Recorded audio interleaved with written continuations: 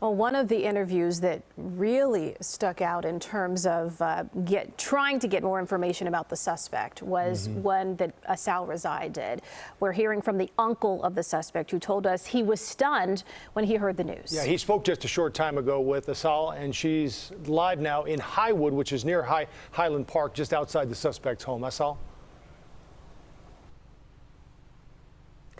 Yeah, Joe, Erica, it's important to note that this entire street, especially in front of this house you see here behind me, was completely blocked off by law enforcement, local Highwood police and FBI agents throughout the day. It wasn't until about 8 o'clock when the street started to clear out and we saw a car pull into this driveway you see here behind me with 2 men inside. Police let them through, let them park in the driveway and go inside the house for about 15 minutes. When they came out, police kind of interviewed them for a couple of minutes or so, and then the last unmarked car left this street, and that's when I decided to approach that car.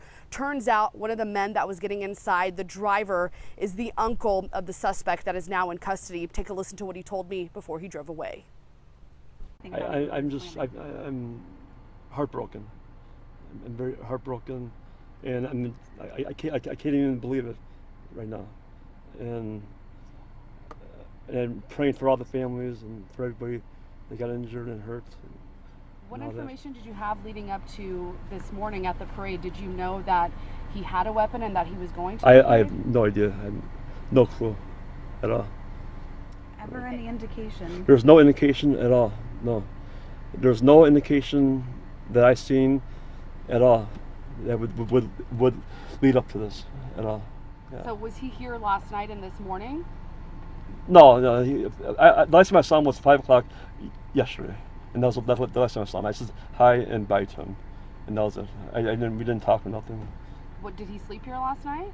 Well, in the back apartment.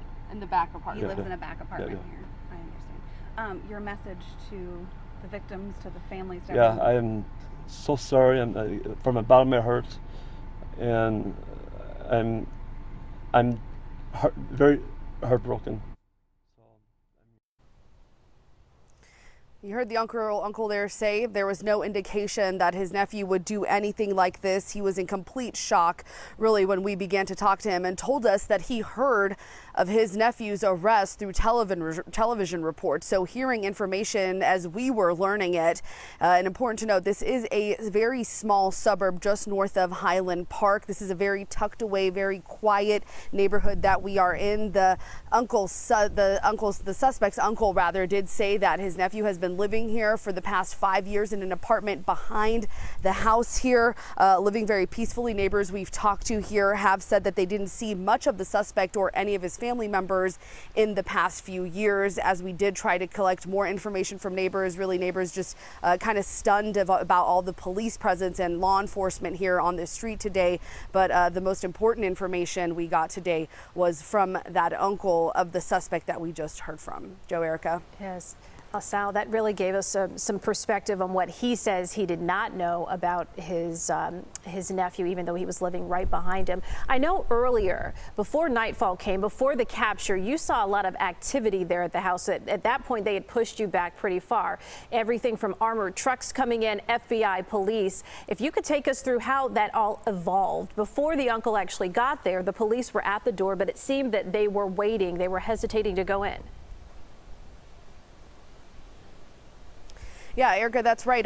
We got here about 5 o'clock, and it looked like I had gotten here just after the FBI did, because there was really no streets blocked off until us and a couple of other news crews began to come in. But this entire front yard was completely covered in law enforcement, FBI agents to be specific, and just a couple of local law enforcement police officers. Now, they were here for a few hours, but as soon as we got word that that suspect was in custody, a lot of those FBI agents kind of left this area, clearing out this street pretty quickly. And what was left behind was a couple of local law enforcement agents, along with just a few FBI agents that left around 8 o'clock this evening. So much of the day, this street really covered in law enforcement. And as I mentioned, when that suspect was caught is when we started to see things clearing out here.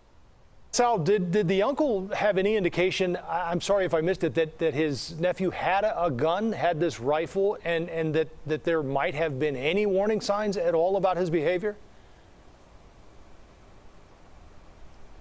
No, he didn't. And, you know, I asked him very frankly, very point blank, did you know that he had a weapon? Would there were any indication, any behavior? Had he seen any of the videos that his nephew had posted online? And he said he had no idea. You know, he said he saw him yesterday at 5 o'clock. They had a very brief hi and bye exchange. Didn't even really know the whereabouts of his nephew this morning. Had no idea he was even heading to the parade. You heard him tell us that he had no idea his nephew even had a gun. So he did seem pretty shocked with even the questions we were asking him, and he said he was in complete shock to know of the details of today's events and to know that his nephew had been arrested, Joe. Asal, thank you very much.